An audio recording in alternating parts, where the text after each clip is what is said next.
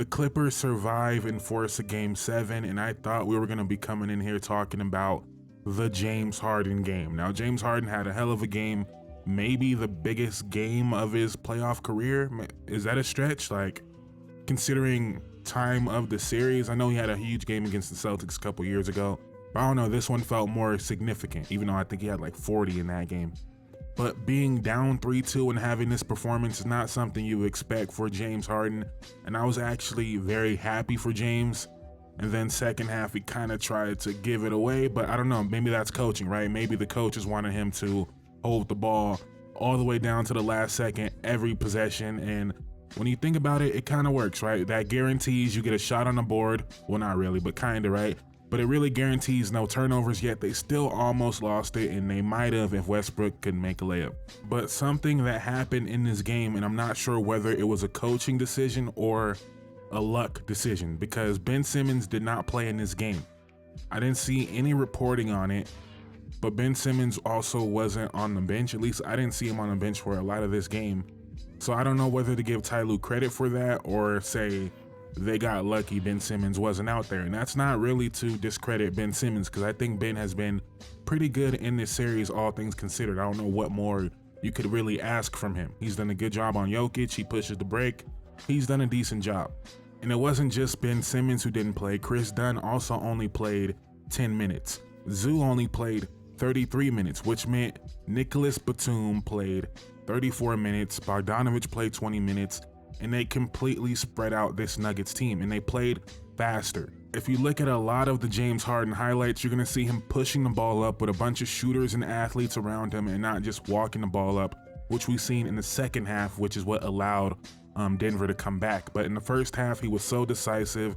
Everything was quick. And at the beginning of the second quarter with Jokic on the bench, where the Clippers would usually bring in Ben Simmons or have Chris Dunn on the floor, instead they had a 5-out lineup and James Harden was getting to the rim at will. And I kind of want to give Ty Lue credit, but at the same time, it's also like, why did you have to wait until you were down 3-2 to pull the plug on Chris Dunn's minutes? And this Nick Batum performance might be surprising to some of you guys, but it shouldn't be surprising to Ty Lue, and it's definitely not surprising to me.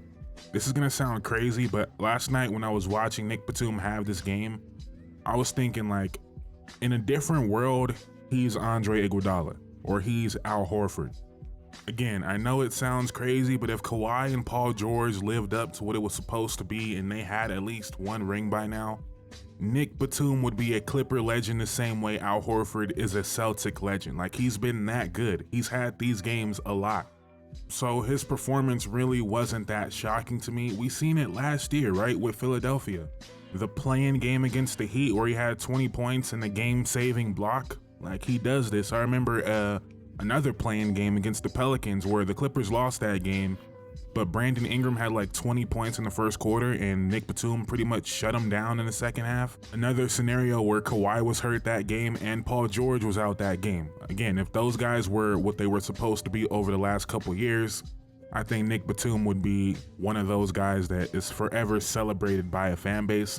Unfortunately, if the Clippers don't ever win anything, he's not going to get that love. Why am I spending so much time on Nick Batum? Going into Game 5, I feel like we are at the same exact place we were to start this series, where everyone acknowledges the Clippers are the better team. You look at what happened last night when the Clippers went 5-out and how the Nuggets had no answer for that, how Nikola Jokic was getting attacked in space. The Clippers got whatever they wanted at the rim while they were shooting terribly from 3 in the first half. They were still able to be leading at half, right? Because they got whatever they wanted at the rim. There's really nothing that suggests the Nuggets should win this series.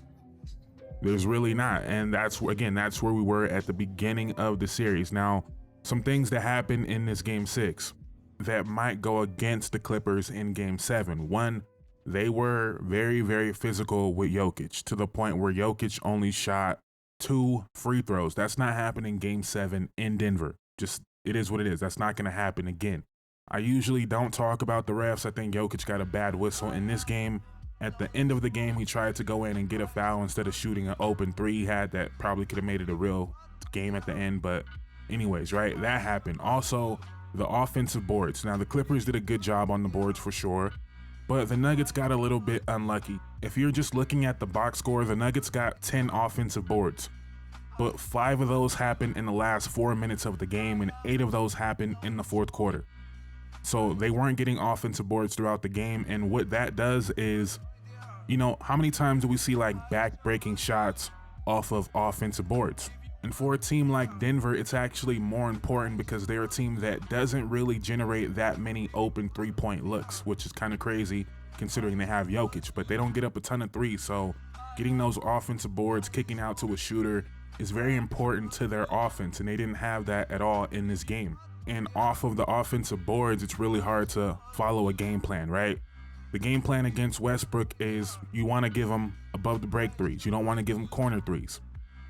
When you get offensive boards, you can't really control that. Now, Westbrook did take 4 threes and he hit 2 of them, right? But he got no corner three-point looks in this game, which is a big difference if you go back to game 1, where they were just giving him corner three-point looks, somewhere he's been good all year.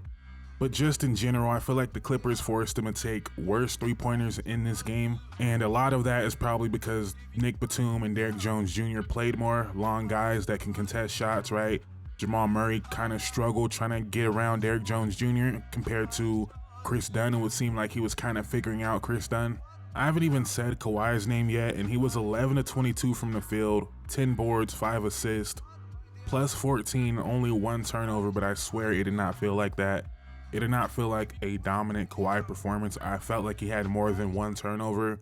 He forced some terrible shots in there, but it's Kawhi, he could do that. I didn't feel like he had a great game, but you look up at the stat line and I guess he had a great game. I felt like he missed a lot of easy reads in this game after having a career-high 11 assists in the last game. I don't know, it was an interesting Kawhi game, but their supporting cast is so much better that they don't have to be dominant every single night. Even though you look at the stat line, it would say they were dominant, but if they just have a normal baseline level Kawhi game, a normal baseline level James Harden game, they should win almost every game. And that's how I feel going into game 7, yet I'm still leaning toward the Nuggets. A lot of that might be because I picked them at the beginning, but I just feel like they're gonna do it. I don't know how, but I just feel like Jokic is gonna do it. Jamal Murray's gonna do it. MPJ had a terrible game in this game. Maybe he bounces back a little bit. Maybe Westbrook has a moment. I don't know. The Clippers should win this series. I've been saying it since day 1. But I picked the Nuggets because I felt like in this particular moment right now, Jokic and Jamal Murray are built for it.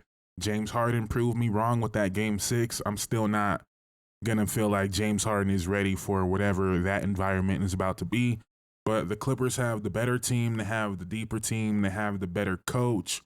James Harden did just play 47 minutes. That's something to maybe be concerned about a little bit. Yeah, Clippers should win. Clippers should win. That's what makes it fun. But we did just see a similar situation last year. The Nuggets lost a game 7 on their home floor after being up by like 20 points, right? And they ran out of gas. So maybe that happens again. But I had Nuggets in 7 to start, so I'm going to stick with Nuggets in 7. Let me know what you guys think in the comments down below. Please like, comment, subscribe. It will mean the world to me. Thank you guys so much for watching. I'm out. Peace.